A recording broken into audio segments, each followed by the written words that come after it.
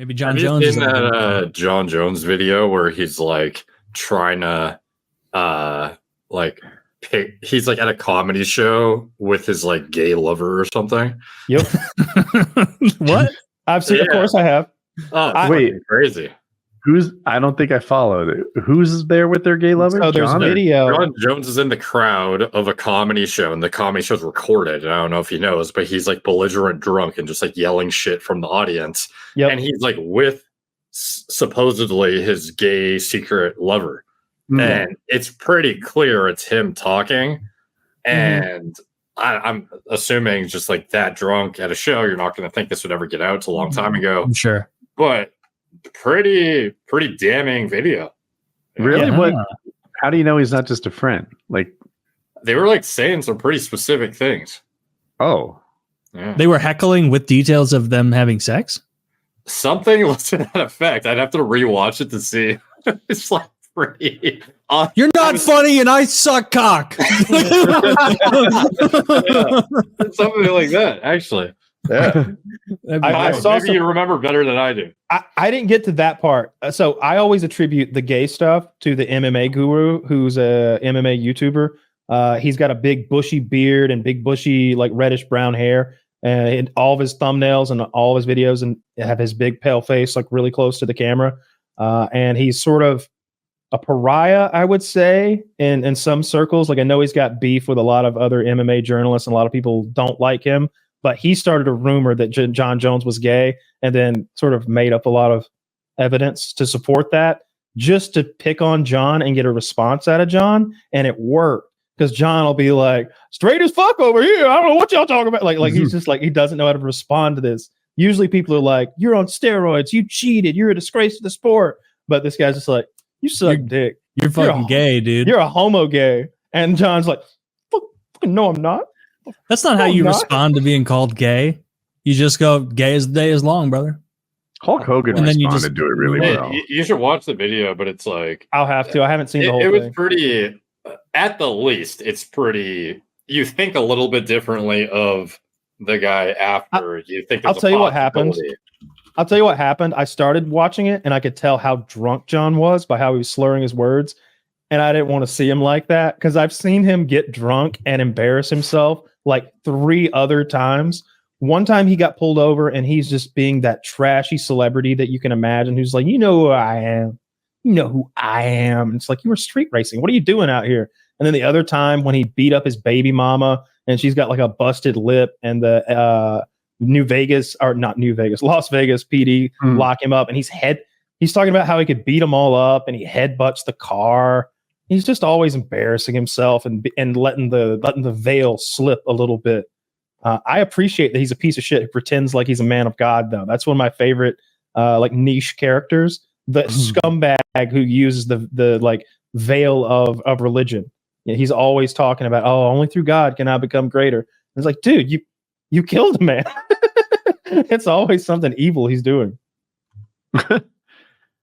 Yeah, I think Jones is genuinely conflicted, and that he knows he's done a lot of bad things, but doesn't see himself as a bad guy. You don't think so? He's a bad guy. He is, whether he sees himself that way or not, he is unavoidably like a villainous human being. Yes. And the best part, like Taylor, he's about to fight for the heavyweight. He's the heavyweight champion, and he's about to have his big retirement fight, and it's going to be Jon Jones night, and everybody's going to be sucking his dick, all the dudes, all his whoever, and it's going to be a big deal. But if he loses that fight, Woody, oh my God, Stipe, if we haven't heard a peep out of Stipe Miocic in what feels like a year and a half, 2 years, if Stipe shows up and he's been on that German fucking vitamin program, he shows up looking like one of them German gals that was swimming back behind the Iron Curtain, like he's grown a bicep on his bicep, and he KOs Jon.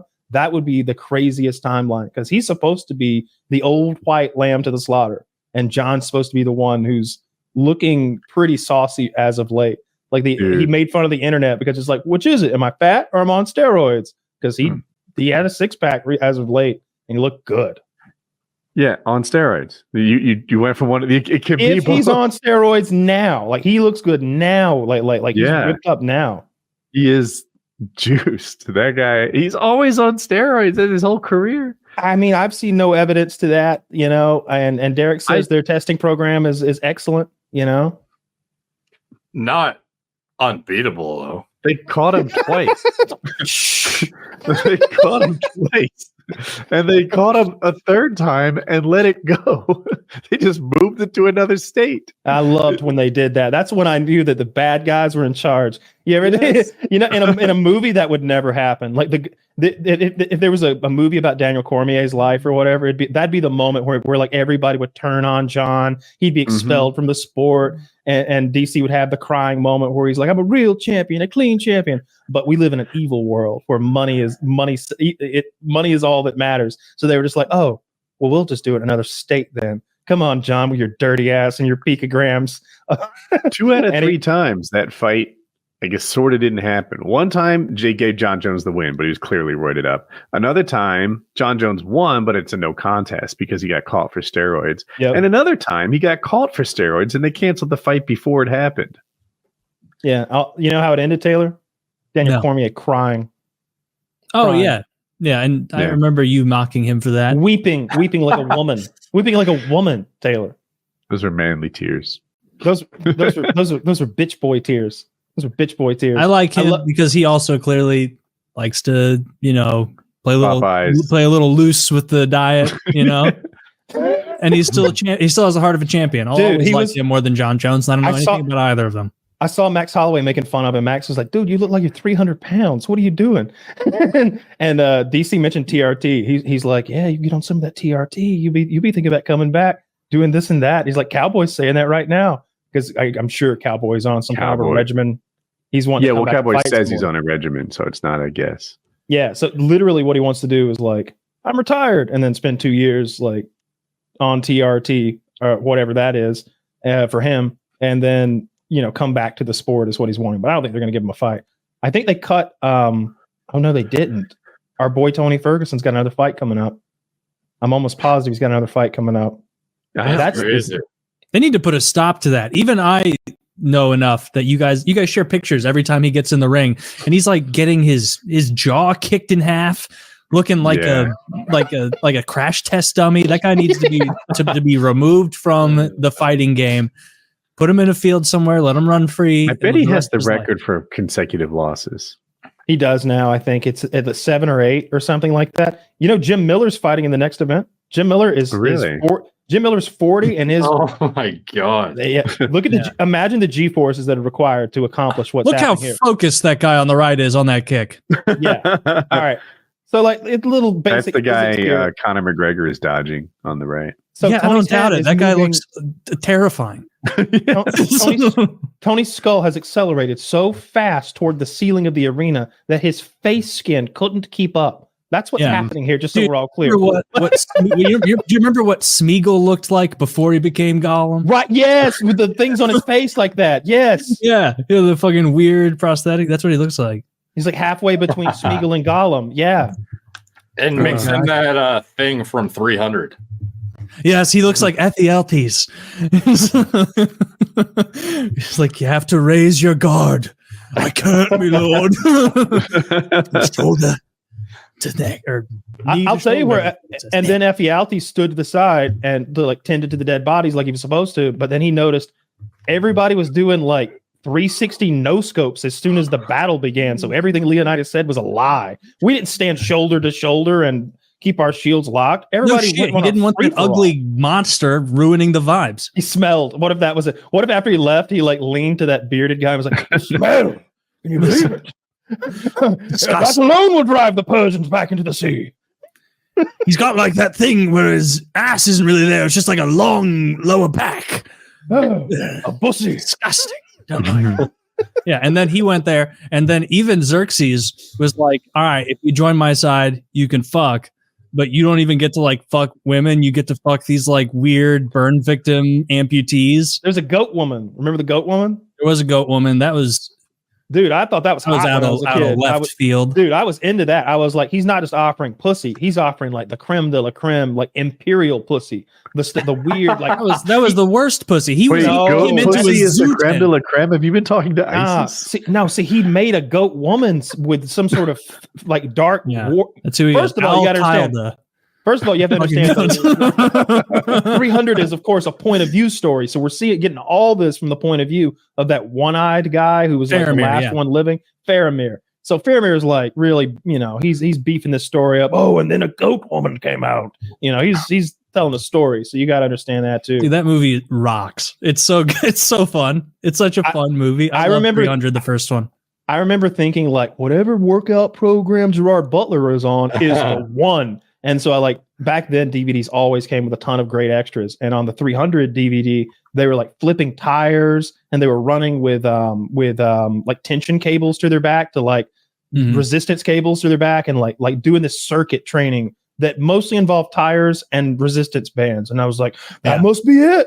That must be how you turn enormous. What was cool? What was funny during 300, the actual movie, is you could tell the guys who were kind of airbrushed up and makeup and everything. And then there'd be an extra that was like an actual monster man. Yes. Who was enormous. And it'd be panning. And it'd be like, why isn't he the king? Why does he not simply eat the smaller Spartans? They must have done their casting call to bodybuilders and gay porn stars. Because that's what they all look like. Like there's some really pretty boys in the background with 12 abs. You pretty plugged into that world?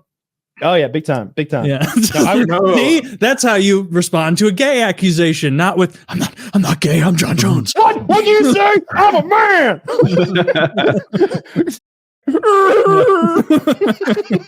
Tell me, Alex Pereira wouldn't make a perfect Xerxes if they did another. Oh, he would. He'd be great. If he could speak fucking English, Xerxes rolls out from his giant throne carried by a dozen slaves and he goes, Chama. I don't know what he's going to say, but Pereira, to me, I've only been watching MMA since Woody introduced me to it about a decade ago. But Pereira, to me, is the GOAT. And I've never seen anybody do what Pereira's done. He's come in and beat everyone he's beaten was a champion, former champion, or future champion. All of his fights, I think, and it's 5 out of 6, and the one loss is maybe to Izzy. It might be 6 out of 7. The Roundtree fight was pretty compelling the first couple of rounds, though. That guy didn't have the gas tank to take it, but I mean, if he was able, he didn't have the eyeball to take it. His eyeball, dude. I love when the announcer went, "Something on his face is flapping off," and it was his nose. He came into the fight with this wound on the bridge of his nose, and it was closed with a butterfly band-aid that was his skin color, so you couldn't really see it, but I saw it. And right away, that thing gets beaten off, and then the flesh is rended off, like Ramsey's got a hold of him, and there's meat flapping off the bridge of this guy's nose. No, you're right. It was competitive for the first 2 rounds. I think the judges gave those rounds to Roundtree, but I just looked it up. If you get a lucky shot, obviously Pereira can be knocked out if Izzy's able to get one counter shot, take him to the ground. So it's possible. Sure. And I think there was a lot of opportunities where that might have happened, but didn't get lucky enough. And then it was just a ticking time bomb of gassing out. I've never seen Jon anybody Jones do what has he's done. beaten 9 belt holders. Yeah. But he's done this. It's the 3 title defenses in 6 months too. Is nuts. Yeah. And when they interview him, he's so nonchalant about it. He's like, I wanted to fight again in December, but my foot, maybe February. And it's dude, are you serious? You're coming back in February? That's so quick. I don't remember the last time the lightweight belt got defended. It wasn't against Volkanovski or something. When's the last time that Islam fought? I don't know. I don't even remember it. Meanwhile, this Pereira guy's come in and had at least 4 fights since the last time Islam's fought once. At 37 years old, too. Yeah. And he knows it. That's why I appreciate the hell out of that. These fighters who are 37 and 38 that are Chandler comes to mind, who's waiting years on the Conor McGregor fight. And it's you could have fought 6 times while you sat there and waited on Conor McGregor. Conor McGregor punked him worse than he has anybody, if you ask me. It was 6 months ago he fought, by the way. Oh, okay. I don't even remember it. Poirier. He fought Volkanovski. Poirier. Jesus, God, he's so fucking good. I hate those people with a passion. Poirier? Isn't he Brazilian? I thought you hated the... Poirier's American, but he's defeated by the Dagestani. There's always a Dagestani champion. There always is. These Dagestanis, they're just bred to fight. Dude, it's Russians, already tough, Muslim Russians with fucking Amish beards. It's a rough combo. Men of the land, tough. Yeah, there aren't many people who can stand up to them. I hate it. I hate their boring fighting style. I hate their annoying accent. I hate their haircuts with a passion. I hate the weird sort of like borderline gay like hangout style they have when they're all chilling in the sauna together and hanging all over each other. They're all too hairy. It's not gay to sit in a sauna with your handsome friends, your boys in a big tub. Yeah, you know, they're all in a big tub together. They all had the same fucking haircut and facial hair, and I just don't feel like that was the hairstyle before Khabib rocked it. And it just feels like they're all sucking Khabib's. Do we have hairstyle? What's the population in America that we could tap to compete with the Dagestanis, or do we just not have one? Wrestlers? I don't know. We have nothing for them. It's been tested. Do we have any like crazy West Virginia big old mountain men? Those people aren't fed well. Nichols, let's get him in there. See if he can hang with their ground game. He's got a couple more fights before he gets anything like that. But yeah, I hate the Dagestanis. I hate Khabib. I hate all those terrorist connected people. I can't stand. Didn't Putin just crack part of their ring or something and was like, we're arresting some of you guys? Yeah, there were some terrorists who were going to Khabib's gym who did some kind of a terrorist act on a church and killed a bunch of people, and they tracked him back down to that gym. The last I heard, they had closed the gym down and seized a lot of Khabib's assets and properties. But I'm not a big enough hater to follow it day to day. I don't know why you hold every little thing against Khabib. I don't. The Russian government does. The good guys, right, Taylor? No. How does Islam get to Dagestan? Like, what's the history there? I don't know. Some conquest from a long time ago, or like, for sure. That has to be it. But I mean, you don't like. There was a conquest of Spain for hundreds of years, and like Islam is not a major population there, you know. So it like had to be something recent. Well, I mean, they did. They pushed the Muslims out through crusades and shit. But I think there's a lot of Muslims down there because wasn't that what was going on with the Serbian conflict or whatever back in the day with Milosevic? Wasn't it ethnic Muslims down there or something at odds with the Russians? Like I think all those countries have a population of Muslims. Oh, maybe. It's just weird that like Russia of all places think of them as like Orthodox or something, and so big, have like a. Yeah, I guess that's down in that south corner of Russia. That's gargantuan. Yeah, I guess it's near like the stands. It is not the like true stands like Afghanistan, but like the quasi stands like Turkmenistan, Uzbekistan, Kazakhstan. Why are you so Stanist? Well, they've made their bed. You know, because like you're saying, some stands are good stands, some stands are bad stands. Yeah, it means land of, right? It does. It does indeed. Mm-hmm. You wished I didn't know that, didn't you? Yeah, I wish you didn't know it. The land of the Uzbeks. Yeah. No, I'm really looking forward to this weekend's event, though. I always like seeing Max Holloway fight. Like I said, it's in the UAE, I think. So that says 11 a.m. PST. Oh, so that's actually pretty convenient. Yeah, it's an afternoon fight card. 2 p.m. They're too goddamn late normally. Like we talk about it all the time, but the Ocho card or whatever at the Sphere, we were watching it all on a Discord call together, and people are getting tuckered out. It's like 1, 2 in the morning or something like that. They're like, how much longer is this going on for? And like, you got to wait until the light show is over. Then they're going to start the fight. I got annoyed with that. That was way too long. And if they're going to do that, they should do it in a different time zone. But it's often to serve not the fans that you would think it is. It seems like they time some of them specifically for foreign audiences. So do you guys bet on the fights at all, or just kind of like casually, small like bet, small bets? So the guys in our Discord will do these ridiculous parlays where if everything goes their way, they're going to win $25,000. So it's fun to watch those because they'll get like 3/5 of the way to 25 grand fairly regularly.